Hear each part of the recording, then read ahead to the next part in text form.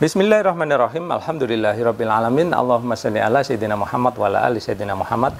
Kawan-kawan, dalam video kali ini saya kembali membahas tentang rangka ESAF, yaitu rangka sepeda motor otomatis Honda, yang mana dikabarkan katanya sih cepat mengalami pengkaratan, keropos, lalu patah ya. Dimana kerusakan ini jauh lebih cepat dibandingkan dengan kerangka sepeda motor Honda sebelum-sebelumnya ya. Nah, akibat pemberitaan ini banyak sekali YouTuber-YouTuber yang kemudian membuat video analisa sendiri, yang mana kadang-kadang mereka tidak didasari dengan ilmu pengetahuan maupun data gitu ya. Sehingga saya takutnya banyak sekali tuduhan yang nantinya tidak proporsional, artinya tidak pada tempatnya ya. Jadi mana aja sih tuduhan yang kemungkinan tidak proporsional atau tidak pada tempatnya, nanti kita akan bahas di sini ya. Nah, di sini bukan berarti saya membela Honda ya, karena di video saya sebelumnya saya juga mengatakan bahwa ada kemungkinan bahwa dari pabrik Honda sendiri melakukan suatu kekurangan prosedur mungkin ya, yang mengakibatkan rangka ini akhirnya mudah berkarat, keropos, kemudian patah gitu ya. Nah, tapi kembali ya kawan-kawan, jadi kita kalau membuat analisa juga tidak boleh asal-asalan sehingga nanti asal tuduh, sehingga justru masyarakat nanti akan berpikiran yang salah terhadap permasalahan yang sebenarnya ya. Oke, sebelum kita bahas, saya ingin menjawab dulu karena ada beberapa orang yang memiliki motor matic Honda, kemudian mereka pengen tahu caranya bagaimana ngecek apakah rangka mereka ESAF atau bukan, karena tipe yang agak lama itu belum ESAF ya kawan-kawan. Nah, di video berikut ini saya tunjukkan bagaimana caranya melihat tanpa perlu membongkar sepeda motornya. Oke, berikut ini cara membedakan antara Honda Beat yang ESAF sama yang bukan ya. Jadi tanpa bongkar kita bisa perhatikan ya. Nah, di sini kelihatan ya. Ini adalah besi rangka kotak seperti ini, berarti ini bukan ESAF ya. Kemudian Honda Beat yang lebih baru, nah bisa kita intip ya, sini ini kelihatan ya, ini rangkanya, jadi dia agak menonjol di sini, kemudian ada plat yang kayak wafer gitu ya, ditumpuk. Ini plat kanan dan plat kiri. Ini yang saya bilang dilas dengan cara spot welding atau las titik gitu ya. Ini terasa ada beberapa titik las-lasannya di sini. Jadi las-lasannya tidak memanjang ya, dia ada beberapa titik gitu. Bisa diraba, kalian rasakan sendiri. Nah, inilah ESAF ya. Nah, dari video tadi kalian bisa lihat ya, ternyata mudah ya untuk membedakan rangka ESAF atau bukan. Sehingga kalau rangka kalian bukan ESAF ya, kalian nggak usah khawatir karena biasanya sih cukup awet gitu ya. Kemudian kalau rangka kalian memang ESAF ya, mungkin kalian perlu memeriksa apakah rangka kalian udah mulai mengalami pengkaratan ataupun keropos ya, sehingga jangan sampai nanti patah ketika kalian gunakan. Nah, katanya sih kemarin ya, saya lihat di berita, tolong koreksi kalau salah ya, Honda katanya mengadakan pemeriksaan gratis untuk rangka ESAF ya kawan-kawan. Nah, kemudian ada satu hal yang saya soroti ya, kalaupun Honda mengadakan pemeriksaan gratis ya kawan-kawan, tentunya harus ditindaklanjuti kemudian dengan ya mungkin penggantian ya, dan penggantian pun harusnya tidak diganti dengan rangka yang sama. Karena apa? Kan terbukti rangka yang lama itu ya, misalkan kalau udah terbukti memang tidak bagus desainnya, maka ya jangan diganti dengan desain yang sama, harusnya dibuatin desain dulu yang baru yang mana tidak akan rusak dalam waktu singkat ya. Sehingga kalau kita hanya mengganti dengan rangka yang model yang sama, pada akhirnya hanya mengatasi masalah dengan masalah yang baru seperti itu ya. Jadi itu ya kawan-kawan, mudah-mudahan Honda mau segera ya memperbaiki desain ESAF mereka sehingga kedepannya pengguna itu lebih merasa nyaman dan tidak khawatir mengalami patah rangka sepeda motornya. Nah, kemudian kita akan bahas ya, apa sih yang dituduhkan para YouTuber yang mana menurut saya kurang proporsional atau belum terbukti gitu ya. Yaitu katanya sih rangka ESAF Honda ini tipis sehingga tidak kuat ya. Nah, kalau tipisnya saya setuju ya kawan-kawan, karena secara visual kalau kita lihat memang terlihat lebih tipis dibandingkan dengan desain rangka yang sebelumnya. Namun apakah tidak kuat? Nah, sebelum menjawab ini kita perlu melihat satu analogi dulu ya kawan. Yang pertama gini, kalau kalian bekerja di bangunan, kalian tentu tahu ya baja holo ya kawan. Nah, baja holo itu kan ada yang ketebalannya misalkan ya, ketebalannya ini 4 mm misalkan.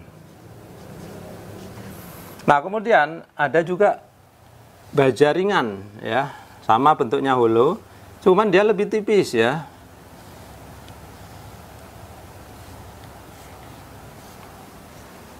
Nah, akhir-akhir ini baja ringan ini atau holo baja ringan ini banyak sekali dipilih orang. Kenapa? Karena yang pertama dia lebih ringan ya, karena lebih tipis.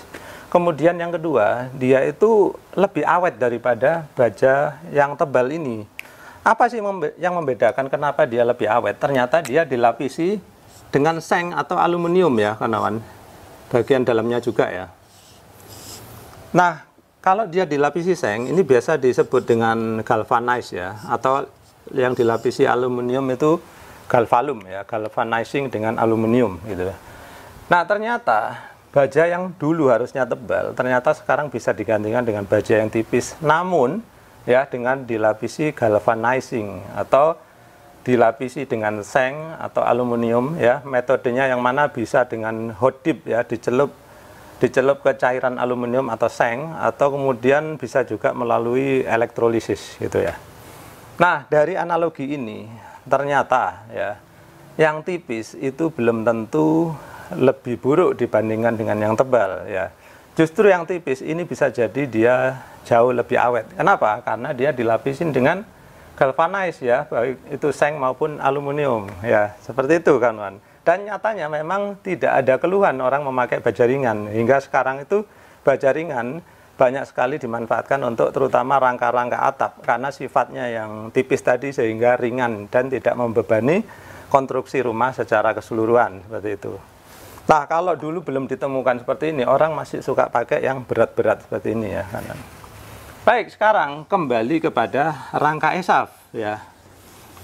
Nah, apakah tuduhan tadi benar? Apakah kalau tipis berarti dia tidak kuat? Nah, itu perlu uji dulu ya kawan. Jadi kalian sebelum menuduh dia tidak kuat, kalian harus menguji dulu rangka ESAF yang baru gitu ya. Dan saya yakin seharusnya nih ya, mudah-mudahan benar, Honda itu harusnya mereka udah melakukan uji beban misalkan ya. Misalkan nih dibebani 300 kg, kemudian uji tabrak ya. Misalkan udah ditabrakkan dengan kecepatan 200 km per jam misalkan. Nah, kalau mereka udah melakukan uji ini, kemudian ternyata terbukti kuat, berarti ya seharusnya tipis itu tidak berarti lebih lemah gitu ya. Sekarang yang jadi masalah adalah ketika mereka menguji kan biasanya dalam kondisi baru yang mana belum berkarat ya. Nah, sekarang yang jadi masalah, apakah mereka sudah melakukan perlindungan terhadap karat dengan baik gitu ya. Nah, kemudian faktanya adalah ternyata YouTuber ya banyak yang bongkar ya kawan. Kemudian mereka menemukan bahwa ada bagian-bagian itu yang ternyata mengalami pengkaratan cukup dini ya. Kemudian ada juga bagian las-lasan yang tidak tertutup oleh cat ya. Kemudian ada juga yang bagian dalamnya itu udah kelihatan berkarat ya. Sehingga dari sini saya sementara mengambil kesimpulan bahwa ini ya, rangka ESAF yang tipis ini belum tentu lemah, namun mungkin mereka punya masalah dengan perlindungan terhadap karat ya. Artinya apa? Seperti baja tadi, kalau ditipiskan dia harus dilapisi dengan apa? Galvanizing, yaitu seng ataupun aluminium. Nah, sama dengan ESAF ini, seharusnya saya harapkan ya ketika tadinya itu rangkanya tebal, setelah ditipiskan seharusnya dipikirkan bagaimana caranya melindungi agar tidak cepat berkarat. Tapi ya itu tadi faktanya banyak YouTuber yang menemukannya sudah berkarat. Jadi sekarang masalahnya bukan tipisnya ini atau belum tentu tipisnya, namun karena kemungkinan ya tidak dilindungi terhadap karat ya. Jadi perlindungan karat itu bisa dengan cat, bisa dengan galvanizing. Yang mana yang kedua tadi, galvanizing ini jauh lebih baik karena dia bisa melindungi seluruh permukaan ya kawan. Karena metodenya dia dicelupin, kemudian pelapisnya bukan sekedar cat, tapi logam lain yang mana bisa melindungi dari pengkaratan dengan lebih baik, yaitu aluminium dan seng. Kenapa seng dan aluminium dipilih sebagai galvanize? Karena aluminium dan seng itu adalah logam yang lebih mudah berkarat dibandingkan besi. Sehingga kalau ada korosi datang ya akibat bereaksi dengan oksigen dan air, maka diharapkan itu coatingannya yang akan dimakan duluan, yaitu aluminium dan sengnya. Sehingga kemudian besinya itu ibaratnya menjadi makanan terakhir lah bagi karatnya gitu ya. Nah, omong-omong tentang logam yang mudah berkarat, seperti tadi saya sebutkan adalah aluminium ya kawan. Banyak yang atau 1-2 orang itu heran, loh Pak bener tak aluminium itu mudah berkarat, gak bahaya tak? Gitu. Jadi gini kawan-kawan, aluminium ya mungkin kalian juga baru tahu, ternyata aluminium ini mudah berkarat ya. Namun kenapa kok kelihatan awet ya Pak ya? Kenapa kok panci-panci itu kelihatan putih aja? Kenapa nggak karatan kayak besi gitu ya? Nah ternyata kawan-kawan ya karatnya aluminium ini memiliki sifat yang khusus ya. Jadi gini, anggaplah ini besi ya. Kemudian ini aluminium. Nah, seperti saya bilang, kedua-duanya ini bisa berkarat ya. Bahkan aluminium lebih mudah berkarat. Namun yang membedakan adalah besi ini sifat karatnya itu kayak berpori gitu kan. Jadi dia itu mudah ditembus oleh oksigen ya. Jadi misalkan dia permukaannya udah penuh berkarat seperti ini ya. Itu oksigen masih bisa nembus sehingga dia akan memperkaratkan atau mengkaratkan wilayah di bagian bawahnya gitu ya. Dan seterusnya, kalau ini udah berkarat, dia tembus ke dalam lagi seperti itu. Sehingga kalian tahu sendiri ya, besi yang udah tua itu karatnya bisa tebal banget gitu. Sedangkan aluminium ini istimewa, ya aluminium maupun seng itu kurang lebih sama. Jadi nggak hanya aluminium dan seng, beberapa logam lain juga begitu. Dia kalau memiliki karat, ya kanan tipis saja dia itu bersifat seperti plastik. Jadi dia itu nggak berpori, dia itu kayak membungkus gitu ya. Nah saking tipisnya, jadi sama mata kita pun nggak kelihatan karena tipis dan kelihatan transparan gitu ya. Sebenarnya kayak ini pun udah berkarat ya, namun saking tipisnya mata kita nggak bisa ngelihat. Nah sifat bagusnya tadi dia seperti plastik ya. Jadi O2 ini nggak bisa nembus kawan-kawan.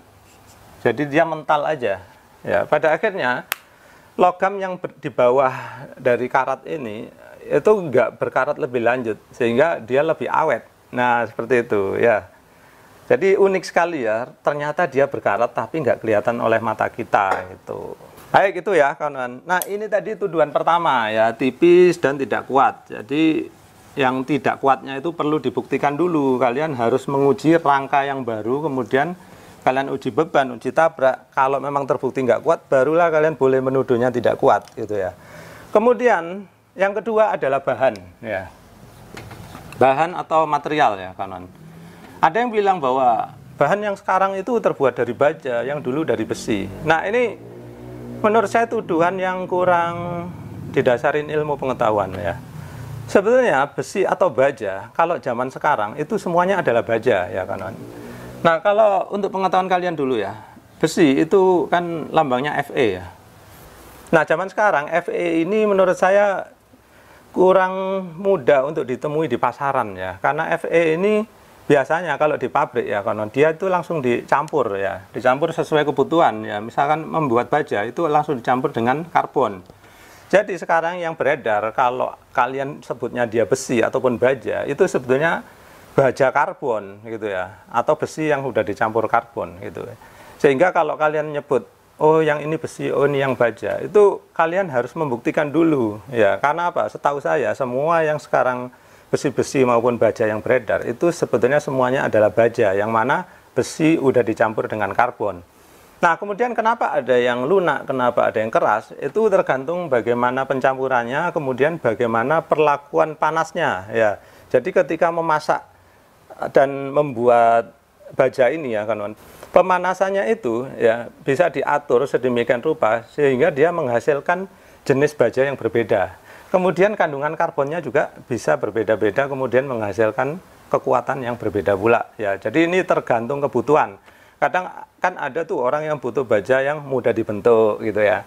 Ada orang yang pengen baja mudah dilas, ada orang yang pengen baja yang sangat kuat, yang mana susah dilas, susah dibentuk. Ya, tergantung kebutuhan gitu ya, kawan. Jadi sekali lagi tentang bahan, sebelum kalian menuduh, ya kalian harus membuktikan dulu. Jadi jangan, oh ini keras, oh ini lunak, berarti ini besi, ini baja, nggak bisa kayak gitu ya, kawan. Nah, kemudian kalian mungkin tanya, jadi yang itu bahannya baja atau besi, Pak? Saya sih yakin 100% bahwa itu semuanya bahannya adalah baja. Namun kadar karbonnya berapa itu yang perlu kita ketahui di lab ya. Jadi kita harus mengujinya di lab atau mencari tahu informasinya dari material sertifikat dari pabrik bajanya gitu ya, kawan-kawan. Baik kawan-kawan, jadi sekian dulu dari saya. Mudah-mudahan uraian saya yang cukup panjang ini tidak membosankan dan bisa memberikan pengetahuan dan wawasan baru bagi kalian ya. Sekian dulu dari saya, mudah-mudahan bermanfaat. Terima kasih sudah menyaksikan.